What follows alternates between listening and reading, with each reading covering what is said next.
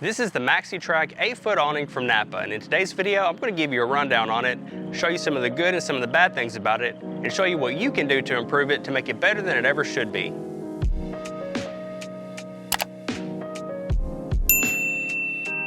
This is the awning that set the internet on fire during COVID because for the first time in history, a product that was marketed towards overlanding was actually affordable. In fact, it was crazy cheap. At the time, the best bang for the buck option for an awning was the ARB one. It was about $300 to $350, so this one really made some noise whenever it launched. It became known in every off-road and overlanding group on Facebook as the $100 awning. Now, as everyone knows, during COVID, there was a material shortage, and these were really hard to get. They would sell out on the website as soon as they were listed in stock.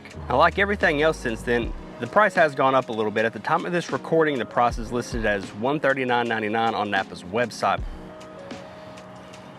So if you're interested in this, I'll put a link down in the description below. These awnings all set up the same way, and it's difficult. Nearly impossible when you're solo. Basically, these tubes extend and you twist to tighten them.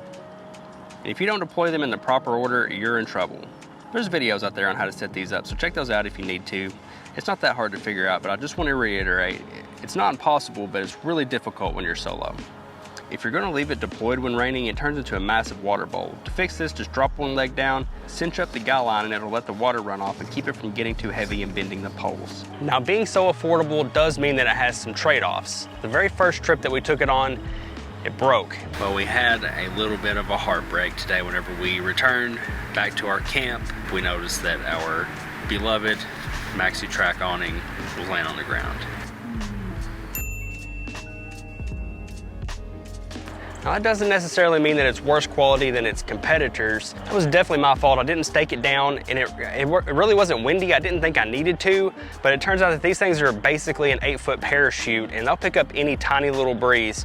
And it could blow over and lead to a failure. All of these lower priced awnings are built pretty similar, so the poles are kind of weak and they are susceptible to bending, and these pins are set in plastic, and whenever you put enough torque on them, they will break. So after I learned the hard way how important it is to stake these awnings down, I set out on a mission to make sure that I figured out the best solution to this problem. The guy lines that come with this awning are a little weak. First off, they use these cheap little tent poles that are known to come out of the ground. I also don't like the tightening system that came up with it, so I developed my own. First off, I got a 6-pack of these MSR Groundhog tent stakes. These are a lot more sturdy and they hold onto the ground a lot better than the provided tent stakes. I just use those on our outdoor rug.